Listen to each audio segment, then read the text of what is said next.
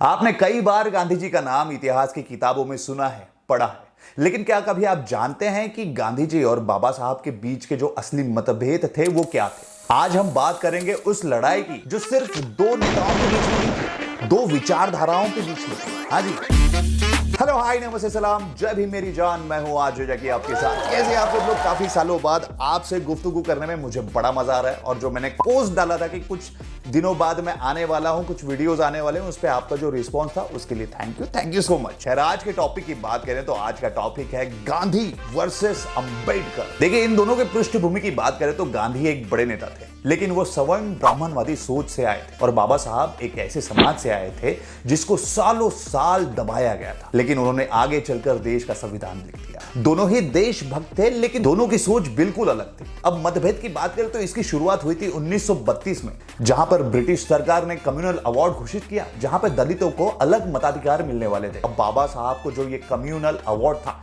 ये दलितों के हित में लगा, लेकिन गांधी जी इसके विरोध में अड़ गए। गांधी जी इसके विरोध को लेकर इतना हाइपर हो गए कि वो जेल में अनशन पर बैठ गए थे। गांधी जी का कहना था कि ये जो कम्युनल अवार्ड है ये हिंदू समाज को बांट देगा, लेकिन बाबा साहब का कहना था कि हम पहले भाई इंसान हैं, उसके बाद हिंदू है, मुस्लिम है, क्रिश्चियन है, सिख, ईसाई है ना। इसी दौरान दोनों के बीच जबरदस्त विचारों की टक्कर हुई और फाइनली बाबा साहब को समझौता करना पड़ा, जिसे हम पूना पैक्ट कहते हैं। अब पूना पैक्ट में ये हुआ कि इसमें दलितों को अलग चुनाव तो नहीं, आरक्षित सीटें दी गई थी। पूना पैक्ट तो हो गया, लेकिन बाबा साहब इससे बिल्कुल खुश नहीं थे। उन्होंने आगे चलकर इस पर बहुत नाराजगी जताई। उनका कहना था कि मैंने गांधी के दबाव में यह समझौता किया और मैं इससे संतुष्ट नहीं हूं। देखिए, यहीं पर दो विचारधाराओं की लड़ाई नजर आती है। गांधी जी मानते थे कि छुआछूत एक सामाजिक बुराई है, इसे सुधारना चाहिए, लेकिन बाबा साहब का इस पर अलग टेक था। वो बहुत डिफरेंट सोचते थे। उनका कहना था कि जाति एक समस्या है, एक ऐसा सिस्टम जो दलितों को नीचे रखता है, उनको दबाता है, उनको कुचल देता है,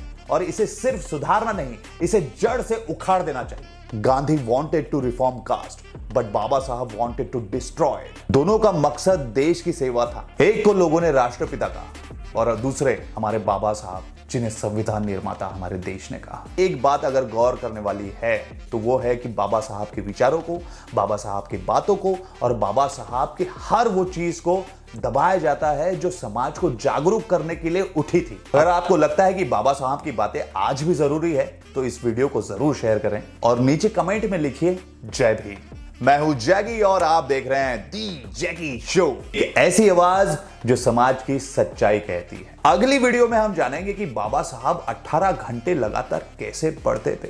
तो जितने भी बच्चे अभी स्टूडेंट्स जो पढ़ना चाहते हैं तो अगली वीडियो का जरूर इंतजार कीजिए, ठीक है। बाकी मैं मिलता हूं अगले वीडियो में, तब तक याद रखिए, पढ़ो लिखो और आगे बढ़ो। जय भीम मेरी जान।